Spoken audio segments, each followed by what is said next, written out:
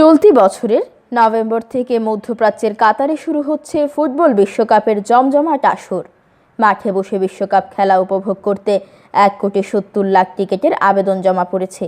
শুধুমাত্র ফাইনাল ম্যাচের জন্য 18 লাখ মানুষ আবেদন করেছেন। বিশ্বকাপের সময় ঘনিয়ে আসায় ফিফা কিছুদিন আগে প্রথম ধাপে বিশ্বকাপের প্রবেশের টিকিট বিক্রির ঘোষণা দেয়। এই ঘোষণার পর টানা 20 দিন ধরে চলতে থাকে লটারির মাধ্যমে টিকিটের আবেদনের প্রক্রিয়া, যা শেষ হয়েছে গত 8 ফেব্রুয়ারি। এই সময়ে কর্তৃপক্ষ কাতার বিশ্বকাপের জন্য 1,70,00,000 টিকিটের আবেদন পেয়েছে। সবচেয়ে বেশি আবেদন জমা পড়েছে লুসাইল স্টেডিয়ামের ফাইনাল ম্যাচের টিকিটের জন্য। ফাইনাল ম্যাচের জন্য 18 লাখ মানুষ আবেদন করেছেন। টিকিটের জন্য আবেদনকারীদের মধ্যে সবচেয়ে বেশি সংখ্যক আবেদনকারী ছিলেন বিশ্বকাপের আয়োজক দেশ কাতার থেকে। আর ফুটবল বিশ্বকাপকে ঘিরে কাতার প্রবাসী বাংলাদেশিদেরও আনন্দের কমতি নেই। তাছাড়া বিপুল সংখ্যক কাতার প্রবাসী বাংলাদেশিদের আবেদন ছিল অন্যতম। আন্তর্জাতিক দর্শকদের জন্য ফাইনালের সর্বনিম্ন মূল্য ধরা হয়েছে $600।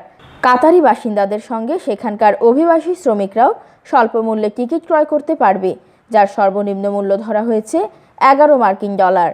বিশ্বে ফুটবলের মূল বাজার হলো Argentina, Brazil, England, France, Bharat, Mexico, Saudi Arab, সংযুক্ত আরব আমিরাত এবং মার্কিন যুক্তরাষ্ট্র। এসব দেশ থেকেও ফিফা কর্তৃপক্ষ টিকিটের প্রচুর আবেদন পেয়েছে।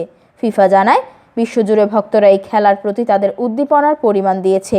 বিশ্বকাপ সামনে রেখে কাতার তৈরি করেছে অত্যাধুনিক সব স্টেডিয়াম ও বিলাসবহুল হোটেল।